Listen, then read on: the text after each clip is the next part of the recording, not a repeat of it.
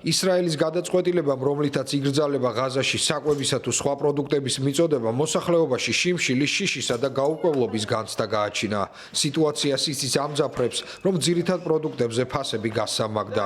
ჰუმანიტარულ ორგანიზაციებში აცხადებენ, რომ ჯერ მხოლოდ ერთი კვირაა შეჩერებულია დახმარება, თუმცა უკვე შეექმნა საფრთხე იმ პროგრესს, რომელიც მათ ცეცხლის შეწყვეტის შეთანხმების პირველი ეტაპის ფარგლებში შიმშილის თავიდან ასაცილებლად მიაღწიეს.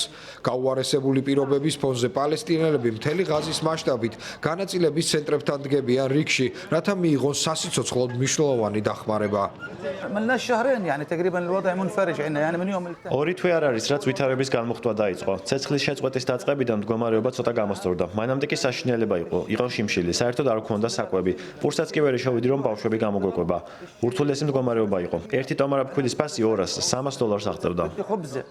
كان وضع سيء جدا حتى وصل كيس الطحين تقريبا $200.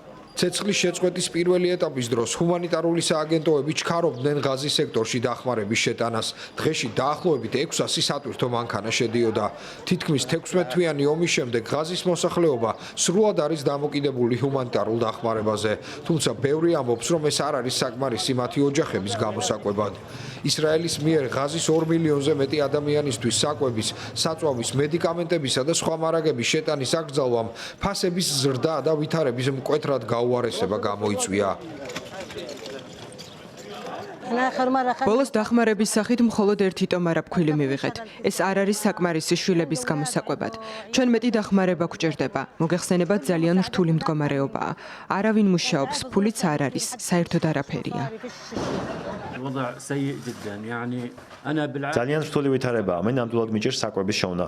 რომ არა დახმარება, რომელიც ჩვენთან ჰუმანიტარული ორგანიზაციებიდან მოდის, ჩვენი მდგომარეობა კიდევ უფრო მეტად გაუარესდებოდა.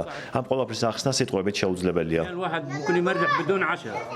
გაეროს სურსათის მთავარი სააგენტოს მსოფლიო სასურსათო პროგრამის წარმომადგენლებმა გასულ კვირას განაცხადეს, რომ ღაზაში არ არის მარაგი, რადგან პირველი ეტაპის ფარგლებში მშიერ მოსახლეობას საკვებს ურიგებდნენ. სააგენტოში ასევე აცხადებენ, რომ მათ მხოლოდ რამდენიმე კვირის სამყოფი საწვავი აქვთ.